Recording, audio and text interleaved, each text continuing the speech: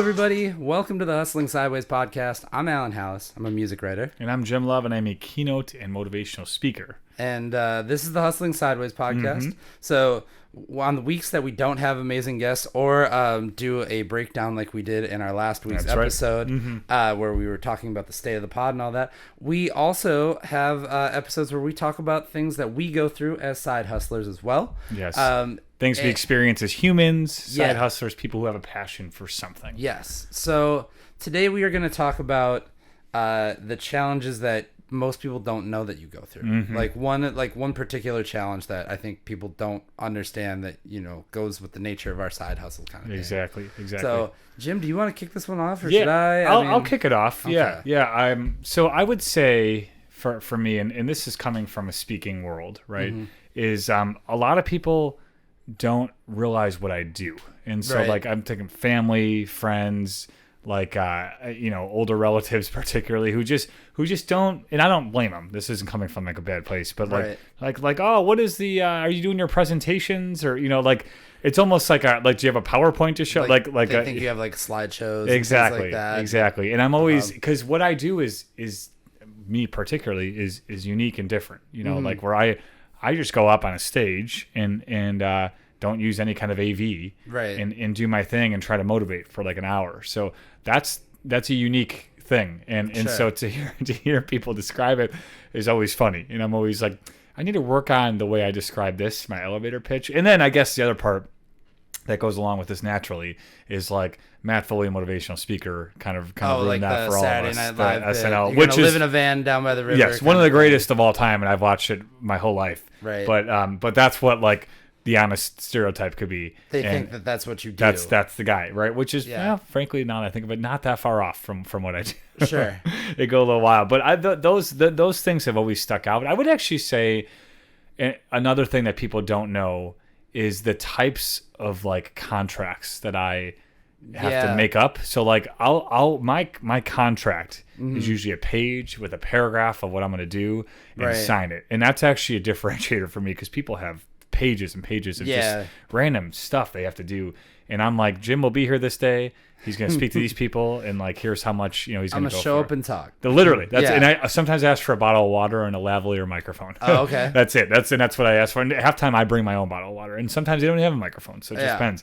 But the other part is I'll get asked for an invoice, and I have to legitimately like go on and get a template for an invoice. And this is probably something I should have figured out by now, and I don't really care. But I'll throw it on there, and I'm like, here's an invoice, here's what you gotta do. So I just, people don't realize the back end stuff of it. You kind of just think you show up and do it, but it's legitimately a business. And I had to make that up as I went along, and I have it down now. Like, we're good legality wise, but but you don't realize what you get asked to produce, because oftentimes people are asking for a grant or for something to get you there, so they have to show official things that document what you're doing and why you're there. And it's not like you're really like, I mean, you're performing essentially, right? It's exactly. Kind of the you're same you're as doing like a service. In my world, it's like having a band and having them perform, but like there is no having to show up with instruments or figure out technical hookups. Just come on in. So it's like the talent that comes in for that particular service. So it's unique. It's different. I have to explain it to educators oftentimes, but that is a lot of people don't realize like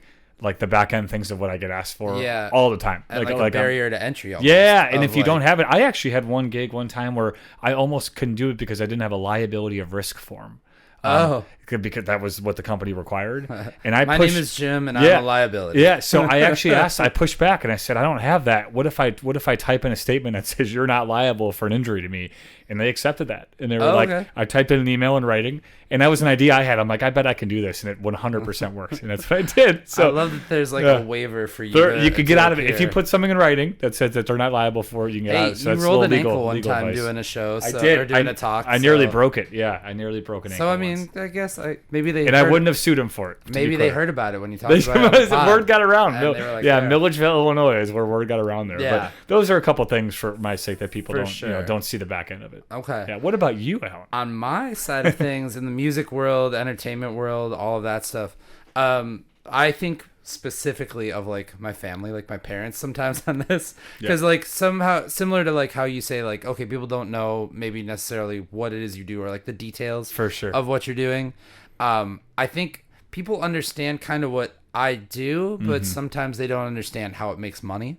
Oh, good point. And so like that has been like that is definitely something that I've had to explain to my parents before, or like explain to people about the value. Yeah, exactly. They're like, and so people pay you for this, and so like people don't understand the amount of like having to track down sponsors for things or connect logistics to make, you know, or show value. Right. Very much like what you've got. Actual method behind this madness of what they see. Right. Exactly. And honestly, like, for the first couple of years, I didn't really know how it made money either, too, because I was just like, I need to build an audience. Like, this was the old kind of train of thought, which has kind of gone away now.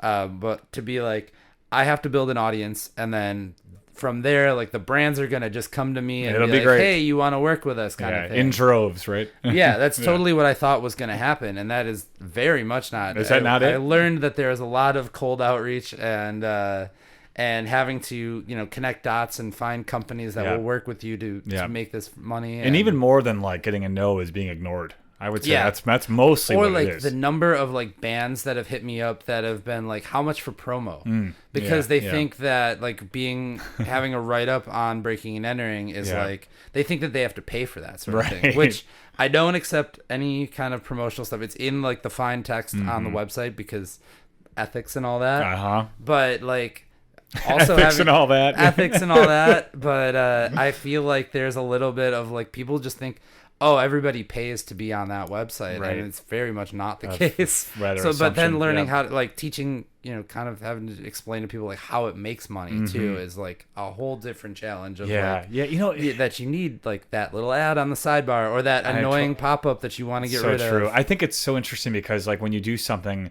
that you're passionate about that's not necessarily a typical or standard job, it's hard for people to grasp or like ascertain how monetary, you know, things will come from it. Like, because I don't blame them. It's like, well, that's different. How in the heck does that work? You know, it's almost like just asking questions to someone with an idea, like a Shark Tank thing. And I'm not necessarily somebody that like, I don't document necessarily like the behind the scenes stuff as much, other than really this podcast is really the only kind of insight into like the nuts and bolts of like how this all works, kind of. But so because I don't document it, the things people see all the time are like, oh, I'm at Lollapalooza, or oh, I'm at this festival, that's or I all get to hang out like at he's this having concert. a good time. Yep. Yeah, and they're like, oh, he gets to do all this cool stuff because his job is music, right? Yes.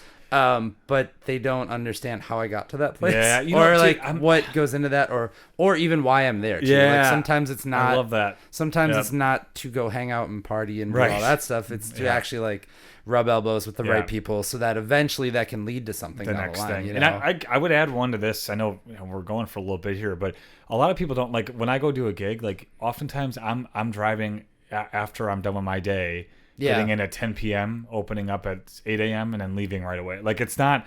I'm having a good time, but, like I'll get in super late. I'll try and stay at someone's house, like, at a crappy hotel, stay for a night, go there first thing in the morning, do my thing, and then I'm driving home from Southern Illinois, you know? And, like, it's not... There's no glamour in any of that. Like, I love it. I love every minute of it, but... Yeah, a lot of people don't realize that either. That's how much driving. You want it. Yeah, you got to go get it, and it's going to take a 4-hour drive to get there. You know, and you got to do it on a weekend in the morning. Like that's it. But anyway, I don't want to belabor the point. But we can do a whole pod. Actually, I didn't realize we could do a whole pod of this. We probably could.